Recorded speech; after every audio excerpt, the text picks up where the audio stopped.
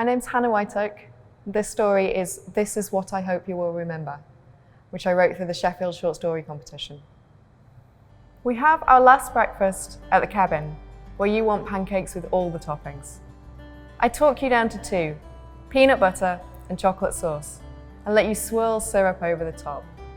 The smell of maple makes my stomach rumble. When you finish, I wolf down the leftovers. Enjoy that, I ask.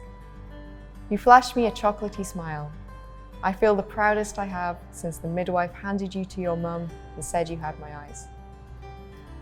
I take you to the seaside. It's not the seaside, of course. Sheffield is landlocked, but the council has shipped in sand and children are happily digging in it, while others run in and out of the fountains, their bare feet slapping on the sandstone paving. I count the change in my pocket and find enough to buy you a ride on the Helter Skelter. You grip the handles of the rope map the way I'd like to keep hold of your hand. You want to go to the video games museum, but it would be £20 for the 2 of us. I say I have a better idea, related to your adventure. You put your hand in mine and we make our way slowly along the cobbled street, tiptoeing to avoid the cracks. I hope you will remember the library, where we sit on a blue rug and I read you a book about a kangaroo family. You're excited about the possibility of meeting a kangaroo in the wild. Mum has shown you pictures. And the baby kangaroo bounded into the distance. My voice cracks, but you clap your hands and scurry to grab another book.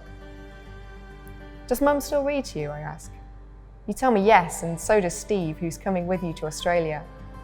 He's already bought you a crocodile hunter hat, and he's the best at animal voices. When we go outside, the wind is up. A few spots of rain are falling, which is unlucky because really, it doesn't rain here as much as people think. We get hot dogs from a van and sit inside the winter garden to eat. You throw crumbs to a pigeon scratching around the base of a palm tree. I wonder if the palm trees in this glass house will mix up in your mind with the palm trees in Melbourne. Perhaps one day someone will tell you there are no palm trees in England, and you'll write this memory off as a dream. Your hot dog disappears in just a few bites. I break mine apart and give you half. Ketchup drips onto your bare knee. Blood-like, it reminds me of the time you hit your head on the edge of a table and the nursery couldn't get hold of Mum, so they called me. When I got there, you opened your arms for a hug, but it was only when she arrived that you stopped crying. I wipe away the sauce. All better. My time with you isn't up yet, but you're cold and tired. It would be selfish to keep you longer. I pick you up. You're not too big for that, not quite, and dash down Fargate through the drizzle. The heavens open as we arrive at the tram stop, so we huddle under the shelter, my hands rubbing yours to warm them. The cathedral bells chime the hour. Bong, I say. Bong, you repeat, laughing. The tram, which normally starts and stops, today speeds through the streets. I barely have time to point out the places I want to fix in your memory. There's the ice cream place I took you for your birthday. Here's the tunnel that used to scare you.